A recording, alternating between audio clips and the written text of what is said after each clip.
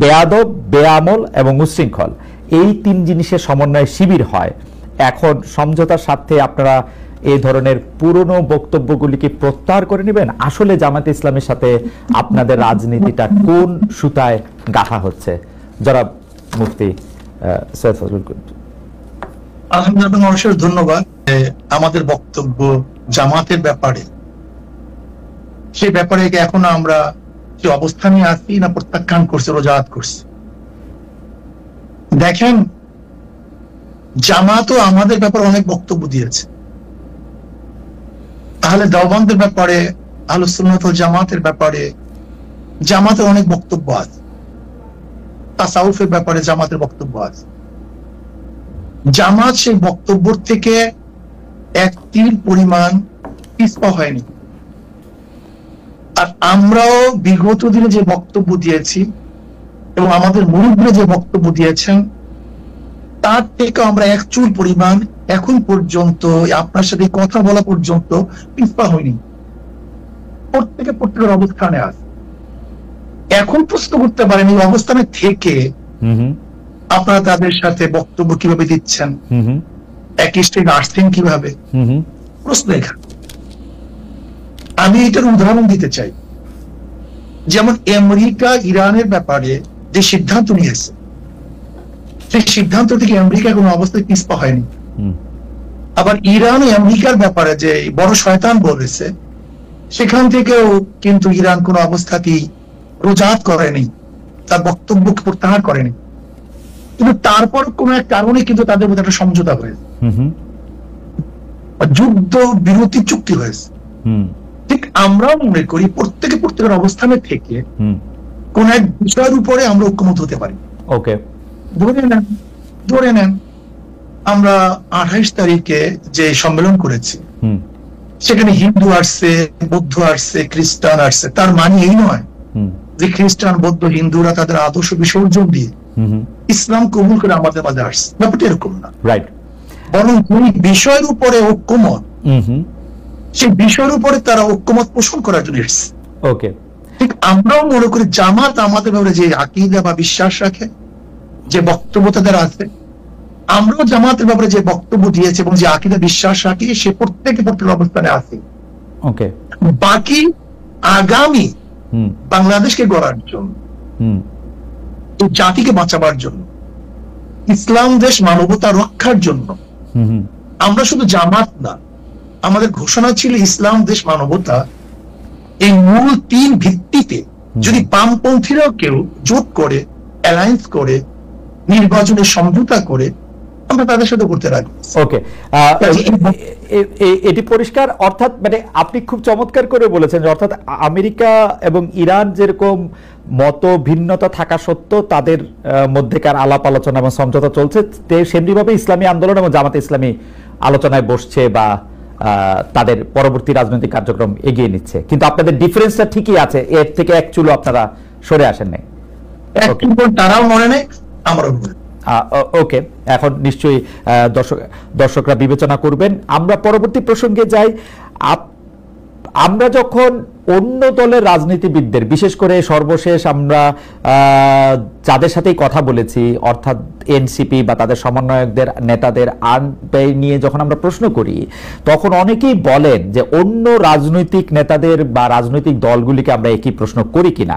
তাই আমরা আপনাদেরও এই প্রশ্ন করতে চাই। সবশেষ এই শনিবার আপনারা রাজধানী ঢাকার সোহরাওয়ার্দী উদ্যানে যে বিশাল সমাবেশ করলেন, এ ধরনের আয়োজনের খরচ কিভাবে সংগৃহীত হয়? আপনি বা আপনারা কি নিজেদের ফুল টাইম রাজনীতিবিদ হিসাবে পরিচয় দেন, নাকি আপনারা পেশা হিসাবে কি উল্লেখ করেন? অর্থাৎ আপনাদের আয় রোজগারটা আসলে কিভাবে হয়? জনাব মুফতি। যেমন বলেন, আমরা একজন দিনদার, আমি একজন মুসলমান। জি, আমার মূল পরিচয় আমি একজন মুসলমান। জি, মুসলমানের কাজ হলো দাওয়াত।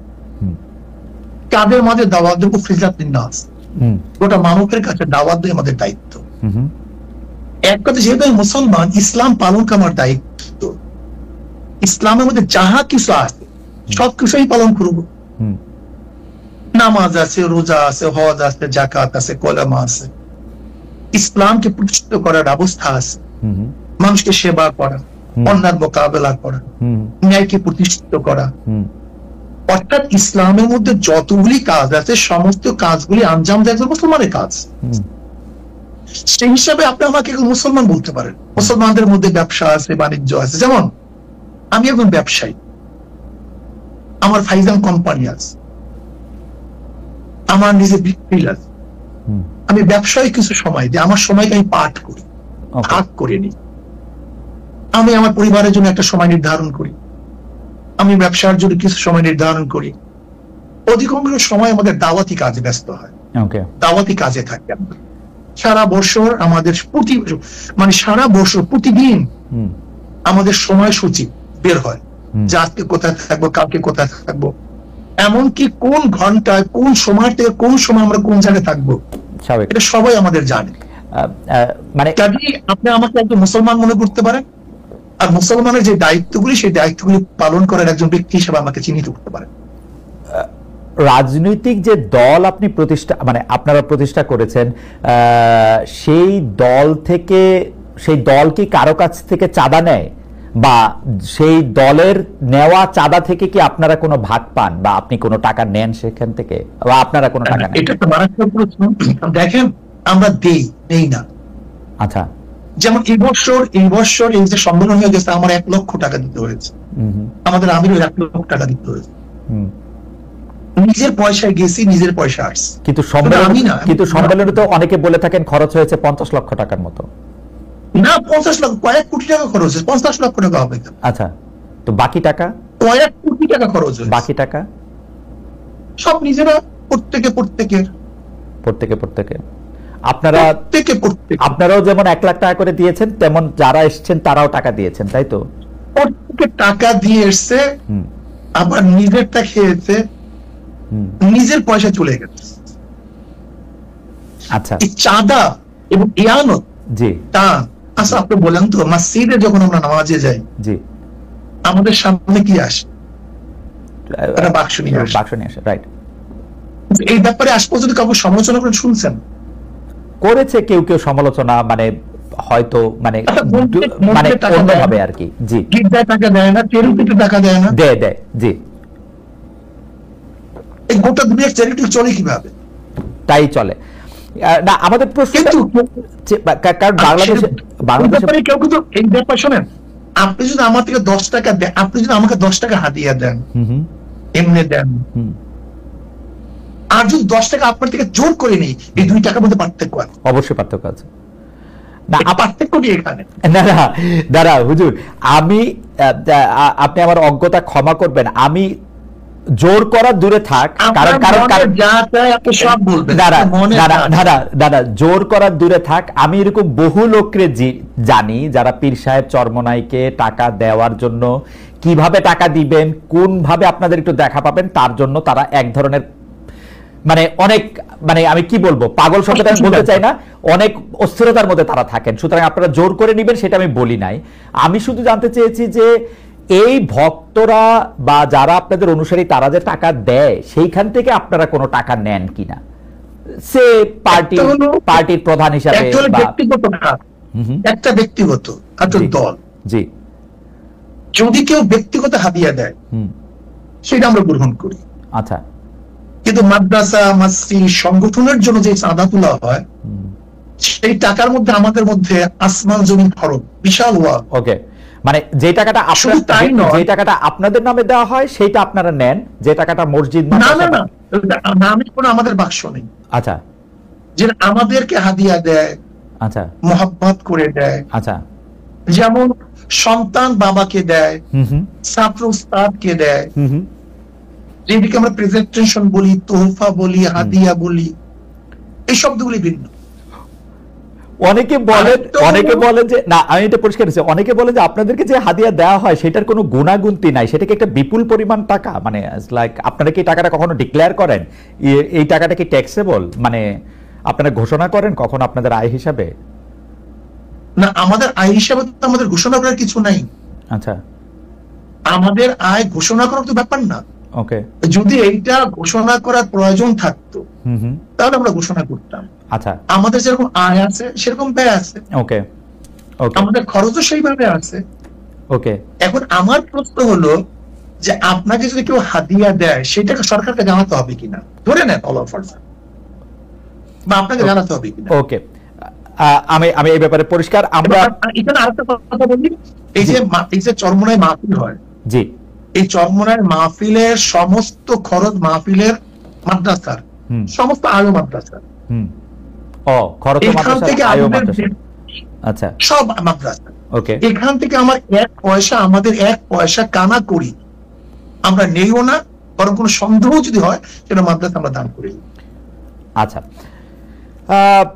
পরের প্রসঙ্গে আসি। 5 আগস্টে পট পরিবর্তনের পরে অনেকেই পরিবারতন্ত্রের বিরুদ্ধে সোচ্চার, কারণ তারা মনে করছেন ফেসিবাদ কায়েমের পেছনে পরিবারতন্ত্রের ভূমিকা রয়েছে। একটি দলে একই ব্যক্তি যাতে দীর্ঘদিন নেতৃত্বে না থাকেন, যিনি প্রধানমন্ত্রী হবেন তিনি যাতে আবার দলীয় প্রধান না হন, সেই বিষয়টি নিয়ে কথা বলছে এনসিপি, এমনকি জামায়াতও। বিএনপিও একরকম স্বীকার করে নিয়েছে 10 বছরের বেশি কেউ প্রধানমন্ত্রী হবে না। আমি যদি আপনাদের দলের কথা বলি, সেইটার ক্ষেত্রে পরিবারতন্ত্র বা দলের ভিতরে 1-2 জনের সর্বময় ক্ষমতা, এই বিষয়ে আপনার মতামত কি? মানে এইটা আপনি আসলে কিভাবে দেখেন? আমি এইভাবেই দেখবো, আমি পরিবারতন্ত্র বলতে আমি কিছু বুঝি না, ব্যক্তিতন্ত্র বলে আমি কিছু বুঝি না। আমি মনে করি 10 বছর বা 5 বছর এটা কোনো সাবজেক্ট না।